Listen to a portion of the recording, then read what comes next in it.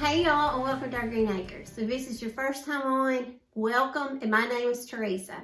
If you have not subscribed to our channel yet, we'd love for you to. Just hit that red subscribe button up on the screen. Also, I'd love for you to go over and connect with me on Instagram at Our Greene Acres. And also, I have a Facebook home decor page. Would love for you to join there. And the information for it will be at the end of the video. Today's video is going to be a trash to treasure. And of course, I didn't think this was trash, but I did do a whole different transformation on it. And the history of this is I bought this at a local, it's not really an antique store because they have antiques and vintage items, but they also have modern stuff too, like handbags and jewelry. They have, it's basically a place where they rent booths to different vendors, and the vendors, you know, sell, I mean, there's everything in Trash to Treasure. And I love going through there and shopping because you see some really unique items. And I used to have a booth there, and I sold, and I enjoyed it. I did it for over a year and really enjoyed my booth and getting to go and fix it up and display and stuff like that. But when we moved further out of the city, it was a little bit more of a drive for me, so I closed it. But anyway, I got this there, and I think I paid $28 for it. And as you can see in the video, it was originally like a reddish brown. It wasn't ugly by no means. I thought it was actually very pretty. But as far as my home, I'm going toward more of the neutral colors. So I wanted to tone it down. So originally down here, it had a drawer. And a while back, I took the drawer out and painted it white and distressed it and put a glass knob on it. And so I have used this throughout my home and have displayed it and staged it different ways. And right now, as you can see, I've got it staged for Easter. And I have this sitting out in some of my open shelving in my kitchen. So, so then I decided I wanted to redo the whole shelving unit and you know, put it somewhere in my home. I'm not sure yet where I'm going to put it, but I do want to try to make space for it. And it's super heavy. So I started to work on this back in the fall, and I started videoing, you know, my process of painting and sanding and distressing. And I guess cold weather came, and I just I just left it. So it has been out in my on my husband's workbench. So the other day when the weather was nice, I got out there and I got to looking at it, and I thought, I need to finish this up. So I'll go through in the video to show you, you know, how I started to transform it as far as painting it. I painted it white, and I wasn't happy with the white for some reason. It was just too white. So I decided to go over it again with a different color.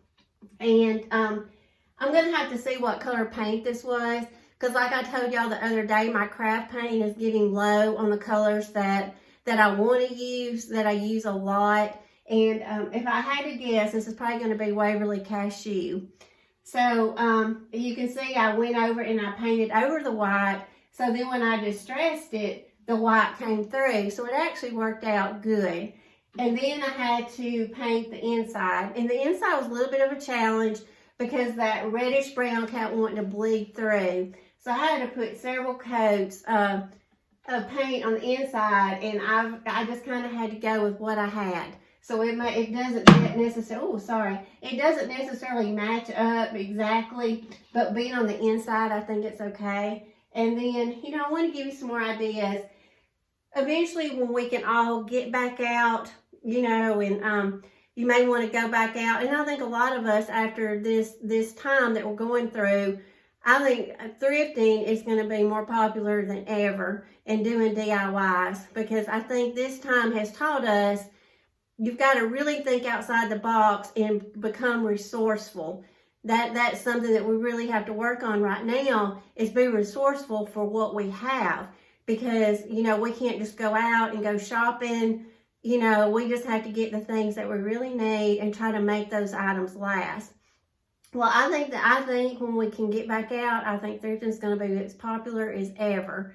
So make a list now of things you want to look for when we can get back out. In the yard sales, you know, you know, if they happen this summer, if you like to yard sale, you go to the thrift stores, antique stores, make a list of things you want to look for. So if you come across a cabinet similar to this, I'm going to give you some ideas of what you can do with it. You know, of course, I painted it, and then you can get scrapbook paper. And I got some scrapbook paper down here on this shelf.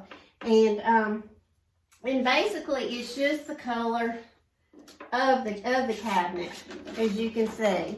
And I had this in my scrapbook book that I bought at Walmart a while back. So anyway, you can put any kind of scrapbook paper on it you want. If you want to go more shabby chic, get some florals, you know, and line your shelves with scrapbook paper. I think that would be really pretty.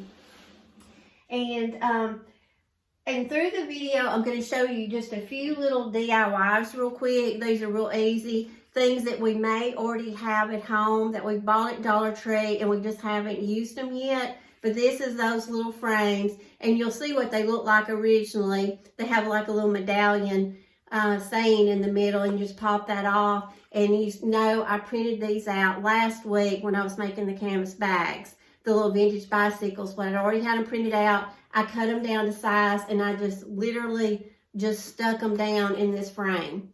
And I had 3 of these frames, so I just did some little printables for my bicycles. And you'll see in the video how I staged the little frames in this with the little bicycles. And this is one I just covered the back of the frame with some fabric that I had on hand. And then I had this little burlap little rosette thing. And then I embellished it with a vintage earring that I had. So, and in the next video, or, you know, a video coming up, I'm going to show y'all how to make some little twine flowers, and they'll be similar to this, and I think y'all will really like that. So I'm gonna try to get that videoed and show y'all how we can make those, because I think everybody has twine on hand, and I'm just trying to think of things that we can do that we already have. So I thought these turned out cute, and like I say, these work well in the little cabinet, these little frames, because I've been wanting to use these for something, and so anyway, they turned out perfect. And another idea for the shelf that I thought of just by accident is I've had this shelf for many years, and it comes from Marshall's. And as you can see, I paid $9.99 for it. Y'all, I don't even know how long I've had this, over 10 years for sure. But it was just sitting in the floor of my craft room, kind of like this. And I walked by it the other day, and I was like, well, that kind of looks like the color of my cabinet. So anyway, I had this I don't know, this red light went off in my head. And anyway, I came over and set it on top. And look how perfect it fits. And it kind of gives the top a little bit of an ornate accent. So that's another thing you can do. If you have little shelves like this around your house, you know, don't necessarily use them for a shelf. Flip them upside down and, you know, and display them this way. This would even be pretty sitting out on a table or something like that. So anyway, just a wall hanging shelf, flip it upside down and get creative with it. And then one other one, and y'all say, oh, that looks terrible, Teresa, I'm not going to do that. But I'm just basically just trying to give y'all the idea. Shop around your home and get things that you have that can just be some, you know, you can turn it into something else. This is another wall hanging little shelf that I have. It's more of a little corner shelf, but you just set it up there. And I added a little boxwood picks, and then that little, this is that little frame I got at the yard sale. And then I just attached a little prayer card that I got at Dollar Tree. But, you know, it just adds a little bit to the top of it, just to give it a little bit more of an ornate feature. So that's just another little decorating tip. You know, use your shelves, turn them upside down and use those. And one other thing, while everybody is spring cleaning right now probably, you know, trying to declutter and organize while we have spare time, pot lids. Don't get rid of your old pot lids, or, you know, whatever kind of pot lids you have. You can paint them. These make great hangers. And I'm going to stage for you and show you some ideas of how you can hang this on the wall, hang something from it, and they make great, just unique hangers. And for this one, I'll probably hot glue a little piece of twine, a little loop twine on it to make a hanger. You could use a little bit of wire. You could use E6000 or super glue, you know, to make it adhere really good, to put a little hanger on the back. And we'll just hang this up on the wall or wherever you want to display it. And anyway, we can hang something from it. I think this would be super cute. So, and you can paint it. I don't think I'm going to paint this one because I actually like that natural patina to it. But like I say, pot lids, we're going to make them into hangers. You can just set them up and decorate with them. And then one other thing, sorry y'all. And then if you're out nature walking, I see a lot of people right now. We have a lot of woods and fields around our house. And I see people all the time just pull up in their car and get out and just kind of get out, and they're walking through the woods just trying to get outside away from people. And if you're out walking around in the woods, yard, or wherever with your kids, your family, limbs. This isn't necessarily, I guess, a stick. This would be more like a limb. But the little fork shape, make sure you clean it real good or get all the little critters out of it so you don't bring anything in your home. But you can drill a couple little holes, and this is where you can screw it to the wall or whatever you want to hang it on. And then, or you can maybe put your little hanger on it if you don't want to get the drill out, just like the pot lid. But anyway, see what a cute little hanger that would make.